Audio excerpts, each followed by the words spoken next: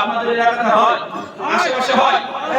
মানে মানুষ মারা গেলে কোরআন নাকি বসিয়ে দেয়, মানে কোরআন খতম। তারপরে আপনার বাপ ওদিন কোরআন পড়েনি, আপনি ছেলে হুজুরের কাছে গিয়েছেন, হুজুর বলে তোর বাপ তো ওদিন কোরআন পড়েনি, তো এক কাজ করতে হবে, কোরআন খতম দিতে হবে বাপের জন্য। ছেলে বলছে আচ্ছা ঠিক আছে সমস্যা নেই, তো হুজুর কি করতে হবে? বলে তোদের বংশের কেউ কোরআন কি খতম দিতে গেছে? তো হুজুর না। বলে ও ঠিক আছে। এমন ওই ব্যক্তি বলছে হুজুর তাহলে আপনি একটা দিয়ে দেন, আছে না নাই? আছে। এখন হুজুর বলছে যে ঠিক আছে কোনো সমস্যা নেই, গত রমজানে আমি 3 বার কোরআনকে খতম করেছি। হুজুর গত রমজানে 3 বার কি করেছে? কোরআন খতম দিয়েছে। ওই কোরআন খতম দিয়ে রাখা আছে আমার স্টকে। এখন তুই কটা খতম নিবি? তো একটা খতম নিব বাপের নামে। আচ্ছা ঠিক আছে 1000 টাকা দিস, তোর বাপের নামে দিয়ে দেব। মানে হুজুর কোরআন খতম দিয়ে ওর নামে দোকান আছে একদম সেলতে তুলে রেখেছে। মানে কার বাপ মরে গেছে ওখান থেকে বের করে ওই নাম্বার ডায়ালিং করে বাপের অ্যাকাউন্টে ঢুকিয়ে দেয়। আছে না নাই কথা বলেন? কত বড় বদমাইশি! বাপ মারা গেছে ওর, হুজুরের কোরআন পড়াচ্ছে 1 বছর আগে, ওটা নিয়ে স্টক করে রেখে দিয়েছে সেলফে।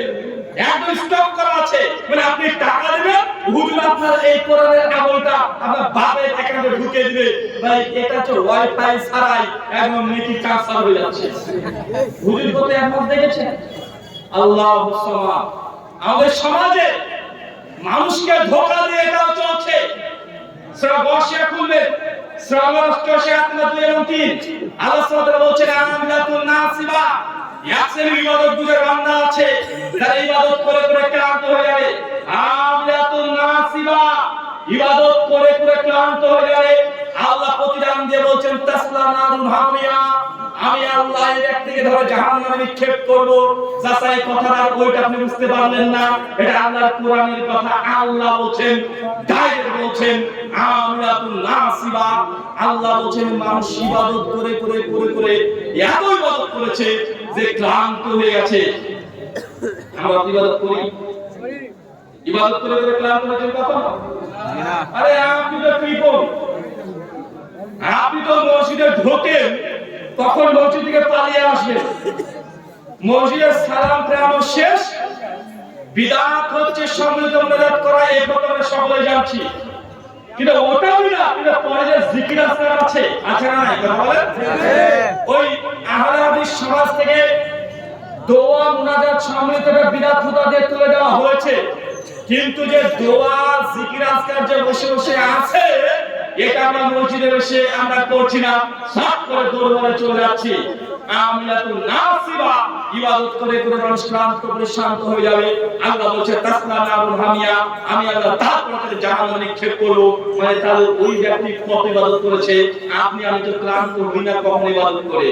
আমরা তো ইবাদত করে পালিয়ে আসতে পারি, বাঁচি, আছে না নাই? আল্লাহ বলছেন পুরো বিশ্ব জগতে সবচেয়ে উত্তম জায়গার নাম হচ্ছে মসজিদ, মসজিদ। আর সবচেয়ে নিকৃষ্ট জায়গার নাম কি? বাজার। সবচেয়ে উত্তম জায়গা কি? মসজিদ। সবচেয়ে নিকৃষ্ট জায়গার নাম কি? বাজার। সবচেয়ে আরো একটা ভালো জায়গা আছে, এই মজলিস, ইলম যেখান থেকে প্রচার হচ্ছে, এই মজলিসটা কিসের বাগান? জান্নাতের বাগান। দোকানদারে কিসের বাগান? জাহান্নামের বাগান। তো একসঙ্গে একদিকে জান্নাতের আলোচনা চলছে আর একদিকে জাহান্নামের কার্যকলাপ চলছে। একসঙ্গে দুটো আয়োজন করে ফেলেছি।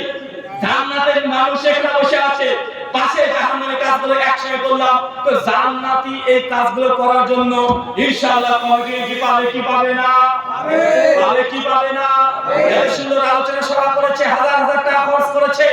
টাকা খরচ করাটা মূল বিষয় নয়, যে পরিশ্রম একটা প্রোগ্রাম সফল করার জন্য কঠিন পরিশ্রম, অনেক বেশি পরিশ্রম করতে হয়। একটা প্রোগ্রাম সফল করতে হলে কমপক্ষে যারা কমিটির সদস্য তারা 10 দিন তাদের খাওয়া দাওয়া ঘুম সব উড়ে যায়, আছে না নাই? আছে। এত পরিশ্রম ইনশাআল্লাহ নেকি আল্লাহর পক্ষ থেকে পাবে কি পাবে না? পাবে। ঠিক একই ভাবে যদি আমরা এই কৃত্রিম ভাবে বাজারের আয়োজন করি, একটা দোকান আছে এলাকাতে, ঠিক আছে প্রতিদিন দোকানটা খোলে খোলে ঠিক আছে সমস্যা নাই, কিন্তু একদিনকার জন্য কৃত্রিম ভাবে বাজার যদি বসে যায়, বাজার যদি চলে আসে, ওটা জাহান্নামের বাগান কি বাগান নয়? বাগান।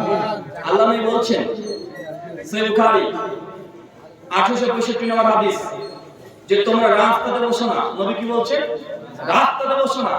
সাহাবীরা বলছে ইয়া রাসূলুল্লাহ রাস্তাতে নামাজ পড়তে হয় না, দেড়শো মানুষের সব রাস্তায়। আল্লাহ বলছেন রাস্তা যদি বসতে চাও তো রাস্তার হক আদায় করো। কি আদায় করো?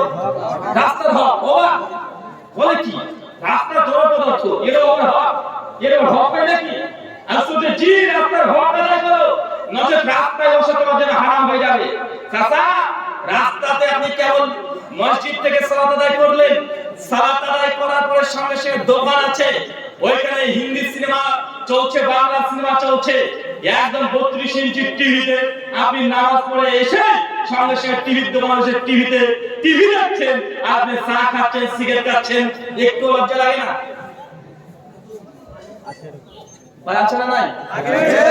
আরে এত বড় বড় দাড়ি চাচা 20 বছর ধরে জামাতে নামাজ পড়ে, এখনো বিড়ি ছাড়তে পারেনি। এই টিভিতে সিরিয়াল সিনেমা দেখার নেশা এখনো ছাড়তে পারেনি। আমরা তারপরে নিজেদেরকে মনে করছি যে আমরা জান্নাতে ঢুকে পড়েছি। ভাই মনে করছি কি বলছি না? আল্লাহ সুবহানাহু ওয়া তাআলা আপনাকে বোঝার তৌফিক দান করুন, করি আমিন। আল্লাহ নবী বলেন রাস্তাতে বসে না, রাস্তাতে বসে রাস্তার হক আদায় করো। রাস্তার হক কি? ছোট ছোট কয়েকটা হক আছে।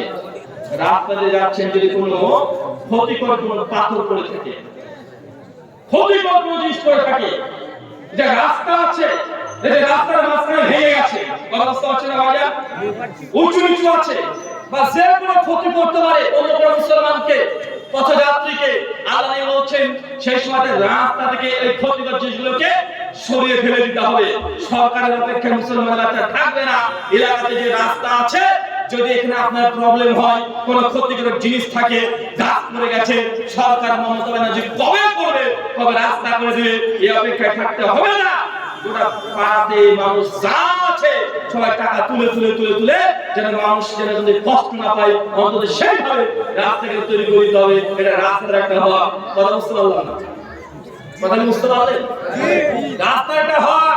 আলোচনা রাস্তাটা বসে না, যদি বসতে হয় চেনা অচেনার যদি মনে করে যেটা মুসলিম, তাকে সালাম দিতে হবে। কি দিতে হবে? তাকে সালাম দিতে হবে। আলোচনা রাস্তাটা বসে না, বসতে যদি হয় অচেনা কোনো পথিক, রাস্তার কোনো পথিক যদি সে বলে ভাইজান আমি অমুক গ্রামে যাব, অমুক বাড়িতে যাব, অমুক জায়গাতে যাব, জায়গাটা কোনটা একটু বলে দেন না, আপনার 10 কাজ থাকলেও কাজকে ফেলে ওই পথিককে আগে রাস্তার ঠিকানা বলে দিতে হবে। যদি করতে না পারেন রাস্তাতে অবশ্যই বসতে পারবেন না। নবী নিষেধ করছেন। আল্লাহ যে রাস্তায় যদি বসতে হয়, তাদের শ্রমিক কোয়ালিটির মানুষ আছে, অসহায় ব্যক্তি আছে, তাহলে বোঝাকে হালকা করে দাও। বোঝাকে হালকা করে দাও মানে একজন চাচা সাইকেলে করে পাট নিয়ে যাচ্ছে, ধান গম নিয়ে যাচ্ছে, হঠাৎ করে সাইকেলে উল্টে পড়ে গেছে, আপনি যদি অনেক দূর থেকে দেখতে পারেন, ছুটতে ছুটতে চলে আসতে হবে, চাচার সাইকেলকে তুলে দিতে হবে। আপনি টাই কোট প্যান্ট শার্ট যাই পরেন না কেন, আগে চাচাকে তুলে দিতে হবে। এটা হচ্ছে রাস্তার হক। কিসের হক? এটা কিসের হক? এটা রাস্তার হক। ভাইজান ইবাদত অনেক ছোট ছোট আছে, ছোট ছোট ইবাদত করলে আল্লাহ সুবহানাহু ওয়া তাআলা তার বিনিময়ে জান্নাত দিতে পারে। পারে কি পারে না? পারে কি পারে না? পারে। তাই ইবাদতের কোয়ালিটি দুই ধরনের। আবার বলি, এক, আল্লাহ যা আদেশ করেছে গ্রহণ করা, এটা ইবাদত। আল্লাহ যা নিষেধ করে দিয়েছে এটা বর্জন করে দেওয়া, আল্লাহকে ভয় করে, এটাও ইবাদত। ইবাদতের কয় অংশ? কথা এতদূর কি ক্লিয়ার হয়েছে আমার কথা? এই দুই অংশ যদি আপনি মাথায় নিয়ে যেতে পারেন, তারপর আপনি বুঝে নেবেন নিজে থেকে তৈরি করে নিতে পারেন কোনটা ইবাদত কোনটা ইবাদত নয়। তাই আমরা সবাই জানি সুদ খাওয়া হারাম, এমন বন্ধক বাইরে আছে। আজকে আপনি শুনে বললেন ইন্নী আখাফুল্লাহ, আল্লাহ আমি তোমাকে ভয় করি, এরপর থেকে বন্ধন আমি নেব না, বন্ধনের টাকা আমি ক্লোজ করে দিয়ে আর বন্ধন নেব না। তো ভাই আল্লাহর ভয় বন্ধনকে ত্যাগ করবেন, এটা ইবাদত কি ইবাদত নয়? তার মানে হারামকে ত্যাগ করে যদি দেন সবগুলো হচ্ছে ইবাদত। মহান সত্তা আল্লাহ সুবহানাহু ওয়া তাআলা দোয়ায় পাঠান আল্লাহ আমরা যেগুলো কথাগুলো বললাম আর প্রত্যেককে এই কথাগুলোর প্রতি আমল করার তৌফিক দান করো। সকলে বলি আল্লাহুম্মা আমিন। আল্লাহ আমাদের যারা অসুস্থ আছে তুমি আশ-শাফি, তুমি সুস্থতা দানকারী, আমাদের প্রত্যেককে শিফায়ে কুল্লি দান করো। সেগুলো বলি আল্লাহুম্মা আমিন। আল্লাহ এই হিফজুল কোরআন এই মাদ্রাসাকে তুমি এখান থেকে তোমার বড় বড় আলেমে দ্বীন, তোমার দ্বীনের খাদেম হিসাবে কিছু ছেলেদেরকে বের করে নাও, সকল করে আল্লাহ আমিন। আল্লাহ আমাদের যারা মৃত্যুবরণ করেছে তাদের শিরক না করে মৃত্যুবরণ করে তুমি তাকে ক্ষমা করে জান্নাতুল ফিরদৌস দান করো, সকল করে আল্লাহ আমিন। কারা কারা বিয়ে করেন একটু হাত তোলেন। বিয়ে করেনি তারা? লজ্জা হচ্ছে নাকি? বিয়ে করেনি। হ্যাঁ, বিয়ে কেন করেননি? হ্যাঁ, বিয়ে করেনি? কষ্ট তো? হ্যাঁ, কি হয়েছে? বিয়ের বয়স হয়নি। আচ্ছা, যারা যারা বিয়ে করতে চাচ্ছেন কিন্তু আব্বা মা বিয়ে দেয় না, বাবা বলে ছেলে আমার ছোট, মেয়ে আমার ছোট, এরকম কেউ আছেন? থাকলে হাত তোলেন তো। দেখেন আছে, অনেকে আছে যে বিয়ে করার ইচ্ছা আছে, আব্বা মা দেয় না, বাবা বলে ছেলে আমার ছোট, মেয়ে আমার ছোট, মেয়ের বয়স 22 হয়ে গেছে, মেয়ের বিয়ের প্রস্তাব নিয়ে গেছে, যে তোমার মেয়ে তো বড় হয়ে গেছে গো, তো বিয়েটা দিয়ে দাও। মেয়ের মা হচ্ছে দূর কি বলেন, মেয়ে আমার মা, আপনি কিছু বুঝে সংসার করবে নাকি? একদম আপনার মেয়ে, অথচ মেয়ে সারা রাত ধরে ফেসবুক মেসেঞ্জারে প্রতিনিয়ত ছেলের সঙ্গে ভিডিও কলে গল্প করছে, আর মা বলছে মেয়ে আমার পাগলি। আছে না নাই?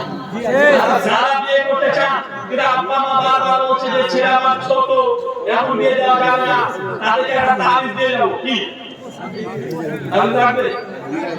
টাকা দেবো না, একদম ফ্রিতে, একদম ফ্রিতে তাবিজ। ইনশাআল্লাহ এই আমলটা করবেন, এই তাবিজটা দিয়ে দেবো। তাবিজ যদি ব্যবহার করেন ইনশাআল্লাহ 3 মাসের মধ্যে বিবাহ হয়ে যাবে। ইনশাআল্লাহ 2 মাস, 3 মাসের মধ্যে বিবাহ হয়ে যাবে।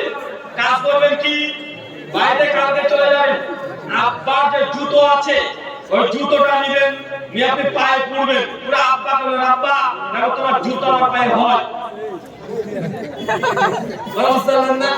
আব্বা যদি বারবার বলে ছেলে আমার ছোট, ছোট মানে আব্বা জুতো পরে বলবেন তোমার জুতো আমার পায়ে মনে হয়, মানে বাপ বলবে যে আমার জুতো আমার পায়ে হয়, মানে সব জুতো হবে।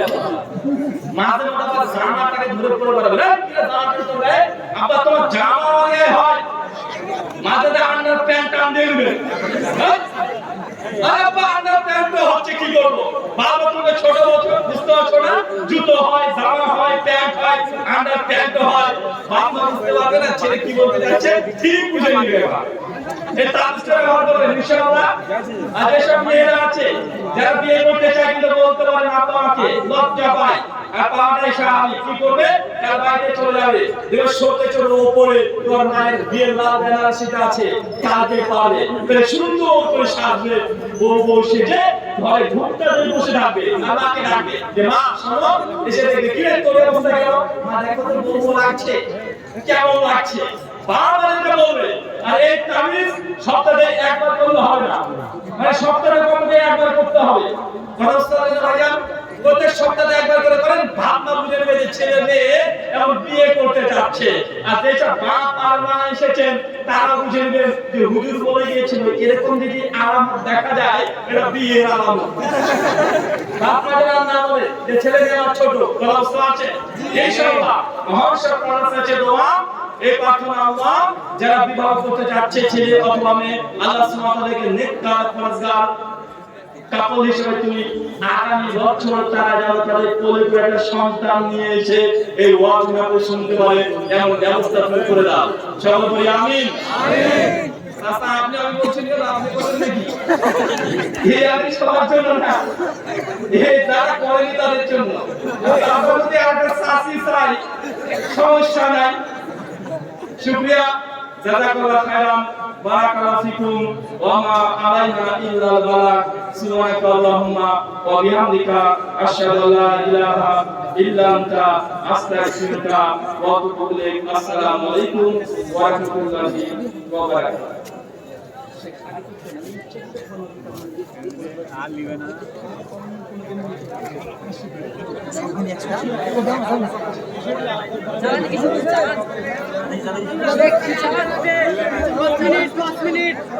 বুঝি 10 মিনিট ওই দা যাও না জি, থাকবি না, যাও না জি, 10 মিনিট।